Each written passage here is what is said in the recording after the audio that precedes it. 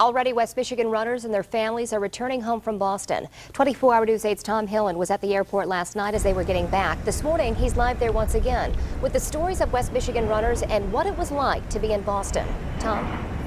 Well, good morning to you, Emily. We talked with several West Michigan runners and their family members as they landed back here in West Michigan. Some of them were further away from the bomb. Some of them were very close to that, all having different experiences. However, they all shared a few things with us. First, they were happy to be home here in West Michigan. And two, they were overwhelmed by the outpouring of support they received, not only from their friends and family here in West Michigan, but also from complete strangers in Boston.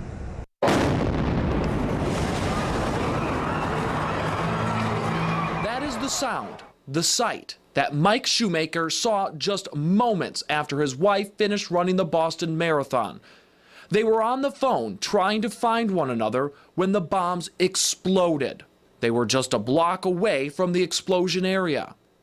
In just a matter of minutes, excitement turned to chaos. Then all of a sudden it was just a massive stampede, people just running for their lives. For Mother Cheryl Lazinski, the Boston Marathon was a bucket list dream.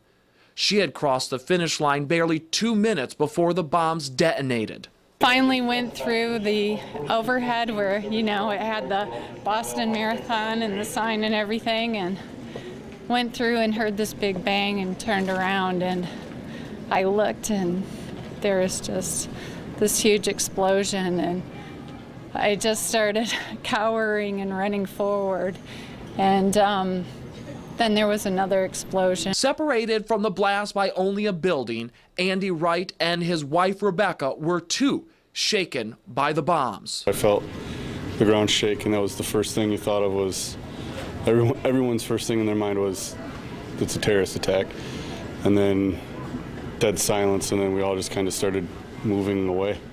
A half-mile away, Drew Farrington was sitting, relaxing in a restaurant, having finished the race. The police came and they locked the doors to the restaurant, and we had to exit through a side door.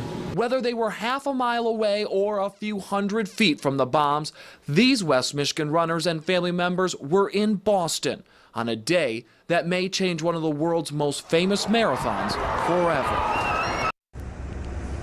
Now, maybe a little bit of good news here is so far we've heard of no injuries to anyone from West Michigan that was in Boston.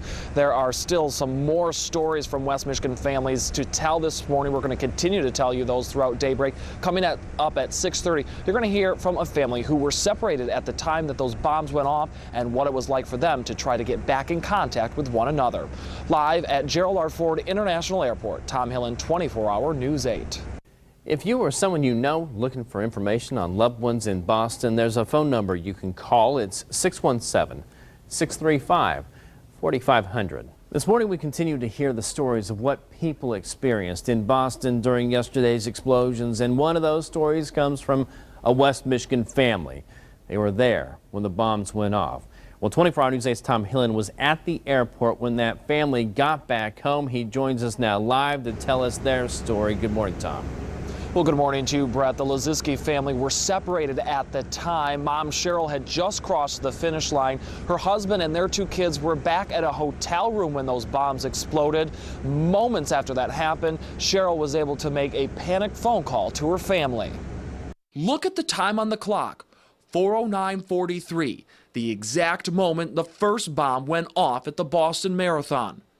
The time West Michigan mom Cheryl Lazinski crossed that very line, 4:07:30, just a little more than 2 minutes before chaos would ensue. And heard this big bang and turned around, and I looked and there was just this huge explosion, and I just started cowering and running forward. But when I turned around, there was just, you couldn't see through the smoke. Panicked, Cheryl called her husband and family, who were at a hotel in Boston and had yet to hear what had just happened. I said, "Where are you? Where are you?" And he said that he was at the hotel, and I was so relieved because I was so worried.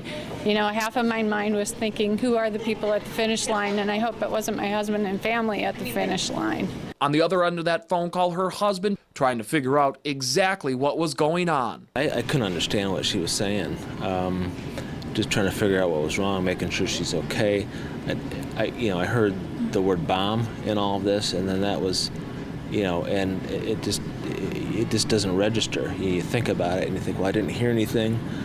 At the time, I wasn't seeing sirens. I wasn't seeing anybody in the hotel doing anything other than celebrating the race. And then you hear that, and then you kind of go numb. Sitting just feet away, listening to the conversation, their son. And then he hung up and said, it seemed like 2 bombs went off, and my heart just sank because I didn't know what happened to my mom, if she was wounded or not. Now the family is happy to be home together. I'm happy to be home. Oh yeah. After that, yeah, totally. Now, Cheryl said obviously after those bombs exploded, it was a very chaotic scene there, but in the moments that followed and the hours that came after that, she and her family said they were very overwhelmed by the support and just how helpful the people of Boston were. Live at Gerald R. Ford International Airport, Tom Hillen, 24-Hour News 8.